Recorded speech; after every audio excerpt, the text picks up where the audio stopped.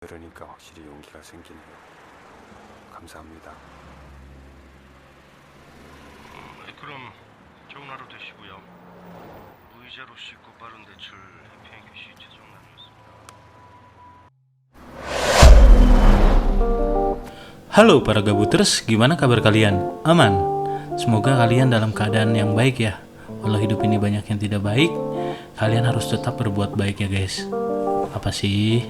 Ya, kali ini saya akan merangkum sebuah film yang bercerita tentang seorang pria yang mencoba bunuh diri karena udah gak sanggup lagi untuk menanggung hutang-hutang dari bank keliling guys. Alih-alih dengan bunuh diri, dia malah gak mati dan malah terdampar di pulau kecil di pusat kota, lalu malah betah ditinggal di pulau tersebut. Kenapa dan bagaimana kelanjutannya? Makanya jangan kemana-mana ya guys, berarti simak sampai habis dan yuk kita come on.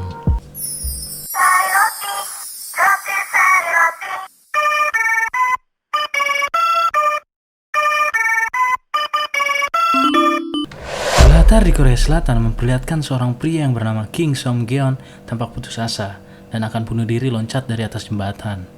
Dia punya banyak banget utang dan udah ngerasa gak sanggup lagi bayar utangnya. Akhirnya dengan keyakinan, dia nekat loncat dan gak mati tentunya. Malah saat dirinya sudah bangun, dia ada di sebuah pulau di pusat kota di bawah jembatan di tempat dia loncat. Pulau itu tampak terasing, walau sebenarnya posisinya ada di tengah kota. Jadi ceritanya dia terdampar di pulau terpencil di tengah kota. Terdampar macam apa ini guys? Terdampar tuh di pulau jauh gitu ya. Lanjut. Dia berkata pada dirinya, udah buat mati aja gak bisa gua. Kemudian dia menyusuri pulau itu dan sampai akhirnya ada kapal penumpang lewat. Kemudian dia meminta pertolongan sambil melambaikan tangan.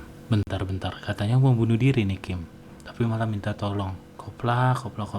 Niat bunuh diri atau gimana sih ini orang? Emang gak ada akhlak emang si Kim nih. Dan yang koplaknya lagi, penumpang kapal yang melihatnya malah ikut melambaikan tangan. Menyangka si Kim itu memberinya salam.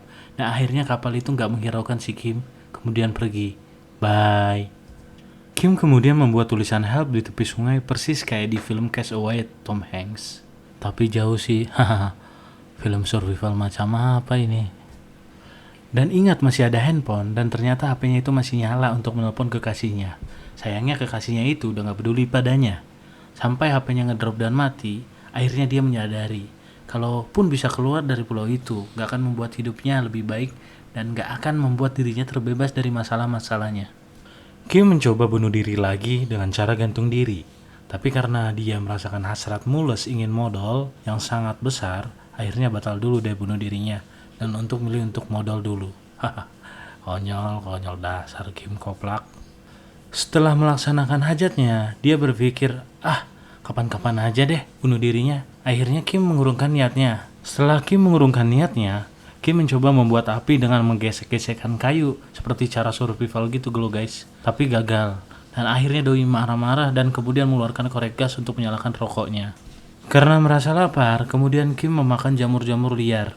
Dimakan mentah-mentah, tapi malah kemudian dirasa jamur itu terasa enak menurut Kim. Dan Kim malah lahap memakannya. Akhirnya Kim mulai menikmati hidup di pulau itu. Karena dia merasa bebas, gak ada tuntutan, gak ada beban, dan gak dikejar-kejar debt collector. Dan juga alam juga menyediakan apa yang dia butuhkan. Keesokan harinya, Kim menemukan bebek-bebekan rusak yang kemudian digunakan sebagai tempat tinggal. Doi juga membuat serokan untuk mendapatkan ikan dan mencoba memasang perangkap burung. Walaupun selalu gagal dan akhirnya makan jamur liar lagi. Entahlah, saya jadi bingung lihat si Kim ini. Mau terharu atau ketawa melihat tingkah laku si Kim ini. Soalnya aneh gitu ya. Kan jadi mau ketawa tapi takut dosa. Koplak. Sore harinya Doi keramas pakai deterjen. Entahlah itu deterjen apa Porstek ya. Ya udahlah yang penting ada busanya kali ya menurut Kim. Karena tiba-tiba ikan yang ada di sungai itu pada mabuk dan ngambang. Dengan asiknya, Kim memungutnya dan kemudian membakar ikan-ikan itu kemudian menyantapnya. Walaupun dia mungkin bawa sabun dikit kali ya. Gak sadar malamnya, ketika si Kim tidur, ada burung yang makan sisa ikan-ikan si Kim tuh. Dan paginya, Kim menemukan burung itu ikut mati, ya mungkin keracunan deterjen juga kali ya. Keberuntungan kayaknya lagi berpihak kepada si Kim. Doi akhirnya bisa menyantap burung bakar pagi itu. Kim menikmati kehidupan barunya di pulau itu dan merasa sangat betah. Karena dia merasa sekarang sangat bebas tanpa tanggungan dan tanpa tekanan. Dan tulisan help pun kini berubah menjadi tulisan hello. Tanpa disadari, ternyata ada seorang wanita yang selama ini memantaunya dari kejauhan. Dengan menggunakan kameranya, dia memantau Kim dari awal sampai akhir film ini. Bermula ketika wanita itu melihat tulisan help yang Kim buat dengan kemudian melihat Kim mau gantung diri.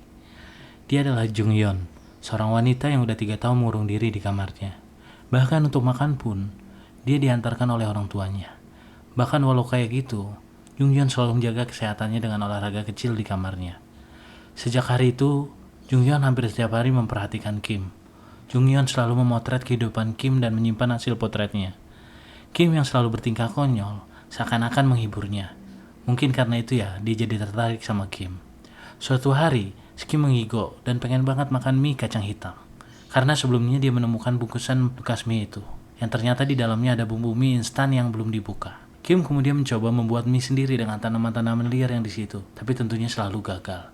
Kim ngerasa udah gak bisa nahan pengen banget makan mie kacang hitam. Seakan-akan dia lagi sakau pengen makan mie itu. Dan terus berpikir bagaimana cara membuat mie dan memasaknya dengan bumbu yang dia temukan. Sampai-sampai karena udah ngerasa gak tahan dia membuka mie itu dan memakannya langsung. Tapi Doi berpikir ulang dan mengurungkan niatnya. Akhirnya si Kim mendapatkan ide. Dia berpikir bahwa dalam tumpukan kotoran burung pasti ada biji jagung, sayuran, atau tadi yang dimakan si burung. Dan meyakini bahwa dengan mengumpulkan kotoran burung dapat menanamnya, dia akan menanam jagung dan sayuran yang dibutuhkan untuk membuat mie. Dan Kim yakin idenya itu akan berhasil. Di sisi lain, ternyata Jung Yeon memperhatikan si Kim dari jauh. Kim kemudian melakukan hal itu, mengumpulkan kotoran burung dan kemudian membuat ladang untuk menanamnya. Dengan penuh keyakinan, Kim melakukannya. Dia bercocok tanam layaknya seorang petani yang sudah biasa. Saat merasa lelah, si Kim mencoba menjilat keringatnya dan merasakan rasa asin dari tubuhnya. Ya jelas asin lah. Dia terus menjilati tubuhnya dan merasakan bahwa bisa membuat garam sendiri dari tubuhnya. Kim juga membuat orang-orangan sawah dari jas, kemeja, dan juga celananya. Hingga saat Jung Yeon masih terus memperhatikan Kim, gak kerasa udah 2 bulan Jung Yeon memperhatikan dan memotret si Kim. Dia mulai mengenalnya dan merasa bahwa Kim adalah orang aneh. Tapi dia pengen banget ada di sana bareng si Kim. Jung Yeon ngerasa pengen banget mengirimkan pesan pada si Kim. Kemudian dia berinisiatif mengirimkan pesan dengan cara memasukkan surat pada botol kosong. Malam harinya, dia nekat keluar rumah dan melemparkan botol berisi surat itu dari atas jembatan. Berharap nanti si Kim akan menemukannya dan membacanya. Kim sekarang mulai pandai dan dia sudah bisa bikin sarapan enak dari telur burung dan ikan bakar. Dia juga selalu menyempatkan diri buat olahraga. Kemudian Kim tampak ada di ladang. Kim mengumpulkan keringatnya di botol kecil. Karena rasa keringat yang asin, dia berpikir bahwa itu bisa dijadikan sebagai pengganti garam. Dia melihat ada tanamannya yang mulai bertunas dan tumbuh. Doi senang banget tuh. Saat Kim berkeliling mencari barang-barang yang mungkin akan berguna, tiba-tiba dia menemukan botol di atas pohon. Dan itu adalah botol wine kosong yang berisi surat dari Jung Yeon. Dia mengambilnya dan membukanya, kemudian membaca, walau isinya hanya tulisan hello. Merasa aneh dengan yang dia temukan, tapi Kim yakin bahwa di luar sana ada orang yang lagi memperhatikannya. Kim kemudian memberi balasan. Dia menulis kata "How are you?" dan melambaikan tangan. Jung Yeon yang menunggu lama akan hal itu memotret Kim dan mencetak fotonya. Dengan perasaan yang bahagia, Jung Yeon kemudian mengirim surat balasan lagi pada Kim. Dan kemudian ditemukan kembali oleh Kim yang kali ini isinya adalah "Fine, thank you, and you?" Kim tampak senang banget dan membalas suratnya dengan menulis "Fine, thank you" di tepi sungai lagi. Jung Yeon senang banget melihatnya dari kameranya. Suatu hari, Kim lagi di ladang dan tampaknya beberapa jenis sayuran udah mulai tumbuh di ladangnya. Doi tiba-tiba kaget karena ketika membedakan orang-orang sawah, ada pohon jagung yang tumbuh di balik orangan-orangan sawah itu. Dengan sangat bahagia, Kim bersukacita akan hal itu. Kim bahagia banget karena dia akan bisa membuat mie dengan tepung jagung dari pohon jagung yang tumbuh itu. Apalagi ada sayuran lain yang tumbuh, yang akan menjadi pelengkap mie-nya nanti. Jung Yeon yang tahu bahwa Kim pengen banget makan mie kacang hitam, kemudian berinisiatif mengirimkan beberapa makanan untuk dengan cara menyuruh kurir langganannya ke sana. Kurir itu kemudian pergi ke pulau mengantarkan makanan untuk Kim dengan mengayuh perahu bebek. Dan akhirnya bertemu dengan Kim di pulau itu. Kurir bilang bahwa ada wanita yang mengirimkan mie kacang hitam untuk Kim. Tampak beberapa makanan disuguhkan kepada Kim. Kim bertanya, siapakah wanita itu pada kurir? Tapi kurir menjawab kalau dia pun belum pernah bertemu langsung dengan wanita itu. Tapi entah kenapa Kim malah menolaknya dan menyuruh kurir itu untuk membawa kembali semuanya. Jung Yeon yang memperhatikan dari jauh terlihat kaget. Kurir pun kembali sambil mengeluh di depan kamar Jung Yeon. Jung Yeon yang merasa nyesel dan gak habis pikir kenapa Kim kayak gitu. Daripada mubazir, akhirnya dia mau makan sendiri makanan-makanan itu. Jung Yeon kemudian mengirimkan pesan seperti biasa pada Kim yang bertuliskan I'm sorry. Karena ngerasa gak mau Junghyun sedih dan kecewa, Kim menghiburnya dari jauh. Junghyun memperhatikannya sambil tersenyum dan menangis bahagia. Kelakuan Kim yang konyol makin membuat Junghyun tertarik. Beberapa waktu kemudian, saatnya tiba. Jagung Kim udah siap panen dan Kim mulai mengumpulkan sayur-sayuran lainnya. Dan kemudian dia bersiap untuk membuat mie. Dengan telaten dia melakukannya, membuat adonan, membentuk, dan merebusnya. Dan juga kemudian menyiapkannya. Luar biasa, akhirnya Kim berhasil. Dia mengambil bumbu yang selama ini dia simpan dan menaburkannya. Kim bersiap menikmati minyak dengan pandangan harum. Minyak komplit dengan topping telur dan sayuran yang dia tanam sendiri. Kim mulai memakannya sambil gak tahan menahan tangis bahagia. Dia menikmati mie kacang hitamnya yang selama ini dia inginkan. Walau itu adalah mungkin hal biasa, tapi dengan cara Kim yang menanam sendiri, bahan yang dibutuhkan untuk membuat mie dan perlengkapannya. Ini menjadi suatu hal yang sangat luar biasa dan inilah adalah perjuangan. Gak ada yang gak mungkin selama kita mau mencoba dan berusaha. Lanjut, Junghyun yang juga memperhatikan Kim saat momen ini, itu sangat terharu dan mengirimkan pesan bertulisan Congratulations pada Kim. Kim semakin penasaran dengan Junghyun. Siapa dia? Dan kenapa memperhatikannya selama ini? Kim pengen banget bertemu dengan Junghyun. Dia kemudian menulis di tepi sungai, tulisan, Who are you? Atau siapa kamu? Junghyun kemudian melihat itu dan menjadi bingung bagaimana selanjutnya yang harus dilakukan. Karena nggak pede, dia mencari foto wanita di internet dan mengambil foto wanita cantik yang kemudian akan dia kirimkan pada Kim. Tapi kemudian Junghyun menurunkan niatnya. Kim yang selama ini berharap balasan dari Junghyun karena penasaran, gak juga mendapatkan kiriman balasan dari Junghyun. Kim menuliskan, why di tepi sungai, dan tentunya Junghyun mengetahui hal itu. Suatu saat dan suatu ketika, Junghyun terlihat kaget mengetahui akun medsos yang dipenuhi dengan komentar orang-orang yang berkomentar negatif. Karena ternyata selama ini Junghyun berpura-pura seolah menjadi selebgram di medsos. Dengan memasang foto-foto yang didapatnya dari internet. Junghyun nampak sangat sedih dan malu akan hal itu. Suatu malam, angin dan hujan sangat deras datang dan meluluhlantahkan tempat tinggal Kim termasuk kebun dan rumah bebeknya.